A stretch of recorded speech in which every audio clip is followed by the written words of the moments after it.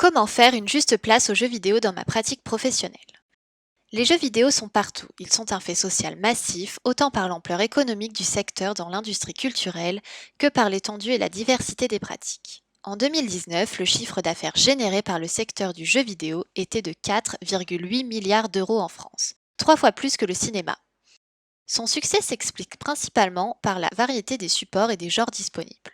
On peut aujourd'hui jouer sur ordinateur, console ou sur smartphone, mais aussi à de nombreux types de jeux dans lesquels chacun et chacune peuvent se retrouver. Jeux d'aventure, de sport, de gestion, puzzle games sur mobile, etc. Le jeu vidéo est aujourd'hui un objet médiatique à propos duquel certains médias de masse attisent les craintes que peuvent avoir les parents concernant l'addiction, l'isolement ou la violence supposément engendrée par les jeux vidéo. 4 points qui nécessitent une attention particulière. En 2018, l'OMS a inscrit le trouble du jeu vidéo dans sa classification internationale des maladies. Caractérisé par une perte de contrôle sur le jeu, il devient une priorité par rapport aux autres activités quotidiennes et par sa pratique croissante du jeu en dépit de répercussions dommageables.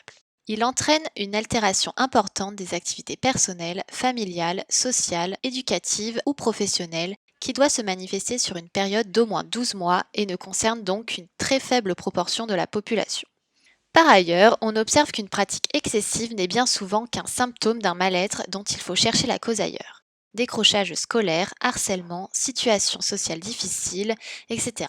Le quotidien peut être source d'angoisse, et avoir un espace dans lequel on maîtrise l'environnement et ses actions peut constituer un refuge émotionnel. Le jeu devient alors un sanctuaire dans lequel retrouver un sentiment de contrôle.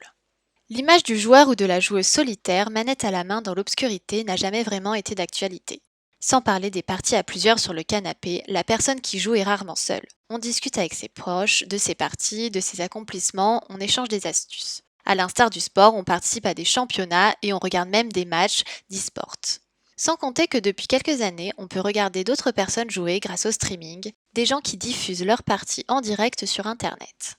Des communautés d'intérêt commentant et discutant dans les chats et les salons Discord se sont alors constituées. Jouer représente un sacré travail pour le cerveau, demandant la conjugaison des systèmes sensoriels et cognitifs. À chaque instant, on fait des choix complexes en mesurant les opportunités et les risques.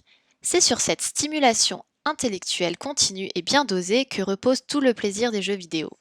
Avec les jeux coopératifs, l'activité prend alors une nouvelle dimension, stratégie, tactique, mais aussi communication et attention auprès des autres membres de l'équipe.